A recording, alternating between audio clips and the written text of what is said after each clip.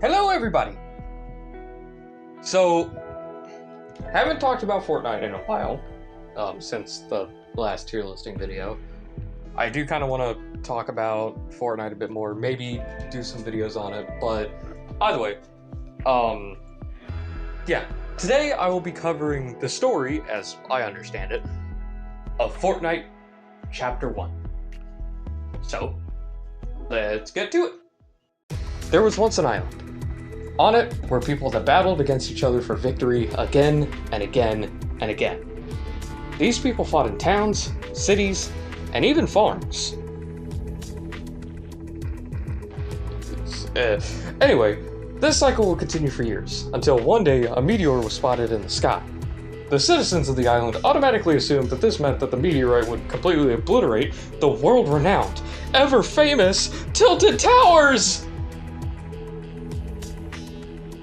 It didn't. Instead, it crashed into a group of warehouses that had been called Dusty Depot, but were then renamed to Dusty Divot. Can't imagine why. Not too long afterwards, a government organization simply named the government, would set up a facility within the crater created by the crash of the meteorite, and they would research the rock for weeks until one day it broke open, revealing a pod that had been hidden inside, and inside that pod was a strange person simply named the Visitor. He escaped the facility, eventually finding a building constructed by a film studio, and he then added some thrusters and other mechanisms to a prop rocket, turning it into a real rocket. Okay, probably just best not to think about that. He then used the rocket to fly into the sky and create a giant crack in reality known as a rift.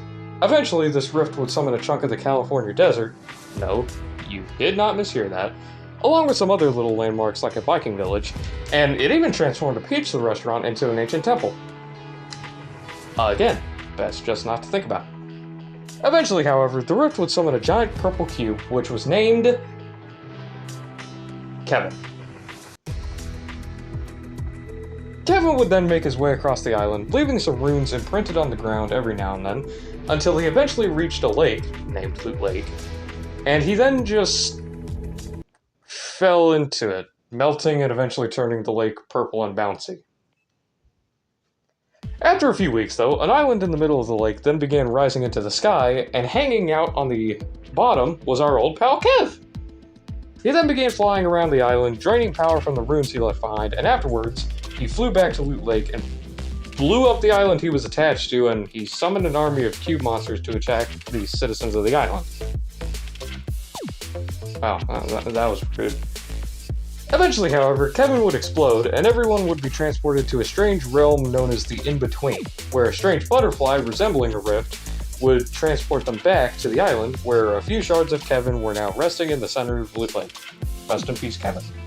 I mean, he tried to kill us, but, I mean, he was a cool guy.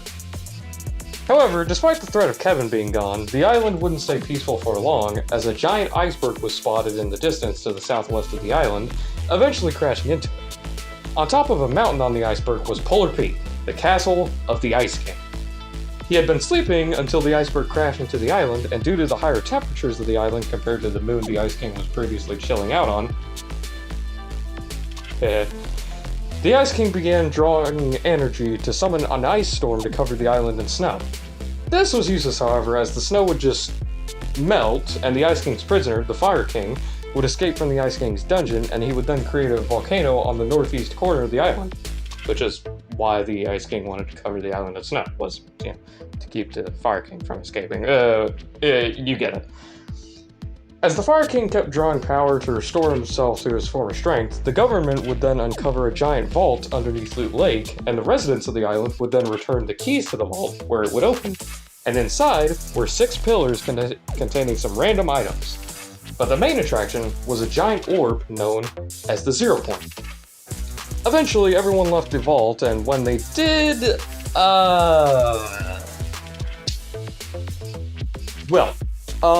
while everyone was hanging out in the vault, the Ice King and the Fire King had been fighting, and their battle eventually ended with the Fire King being frozen and tossed into the ocean around the island, but not before launching a few big lava rocks at a town called Retail Row, Polar Peak, and Tilted. No! After all that got done, the people quickly got to work rebuilding, turning the ruins of Retail Row and Tilted Towers into Mega Mall and Neo Tilted.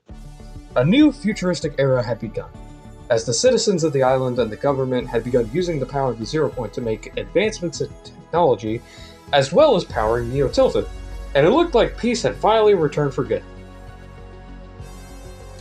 And that, my friends, is what many like to call foreshadowing. Yeah, remember that rock that hit Polar Peak that I mentioned like 10 seconds ago or whatever? Yeah, that ended up uncovering and awakening a giant monster known as the Devourer. Eventually, just like the Fire King, it managed to escape from its icy prison underneath the castle, but unlike the Fire King, the Devourer took the entire castle with it on its back. Yeah, this thing was big. The castle would be seen seemingly swimming in the ocean around the island afterwards. I mean, yeah, it was the monster swimming, but nobody could really get a good look at it because, as we would find out, okay, the Devourer was surprisingly sneaky, okay?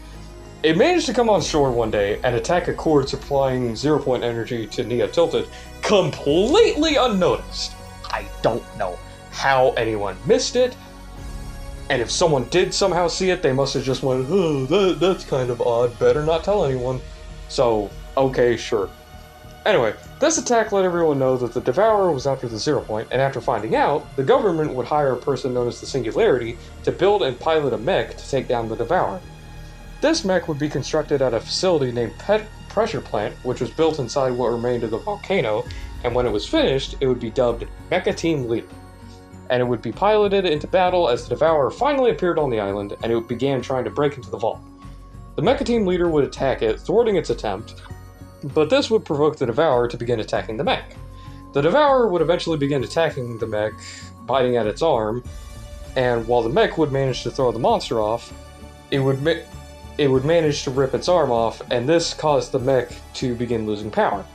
In a last-ditch attempt, the mech would thrust its remaining fist into the vault, grabbing the Zero Point and cracking it to gain some of its power. It would take this power and infuse it into a sword that had been hidden under a Singularity statue in Neo Tilted. Again. Third time I'm saying this, say it with me. Best not to think about it. And the Mecha Team Leader would then stab the sword through the Devourer's head, killing it, and the mech would then fly off, having finished its job. But of course, nothing ever ends peacefully, and as such, due to being cracked, the Zero Point began to destabilize, and it formed a bubble around itself while also reversing Dusty Depot back to a point in time and freezing it just before it got hit by the meteor. Or perhaps this new Dusty Depot is actually a Dusty from another reality, but I'm not going to get into that in this video. Now, just like with the original meteor, this new one, yes, it is different, has a pod inside of it, but this time, a guy named the Scientist came out. And he quickly turned one of Dusty's warehouses into a workshop where he would build devices called rift beacons.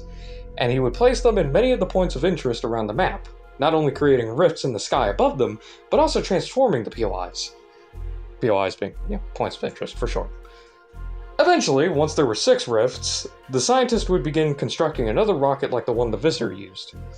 Once it was done, the Scientist would fly it into the sky and create a rift, which triggered the other rifts, and 6 other rockets came out of them, and they all created rifts behind and in front of the meteor, eventually managing to unfreeze it, and it entered the rift in front of it. A final rift then appeared in the sky above the Zero Point, as one of the rockets then crashed into the bubble around it, destroying it, and the remaining 6 rockets guided the meteor down to the Zero Point, crashing into it and causing the Zero Point to create a black hole, destroying the island and everything on it, leaving nothing but the black hole. Well, I hope you all enjoyed that. I do plan on covering the stories, as I understand them, of chapters 2, 3, 4, 5, and 6. Now, of course, you might be wondering, well, what about 7? Because at the time I'm recording this, we're in the middle of chapter 7, season 3. Problem with that being, chapter 7 isn't done yet, and I do want to wait for chapter 7 to get done, just in case, I say make some assumptions for stuff in chapter 7 that end up getting disproven, by the end of the chapter.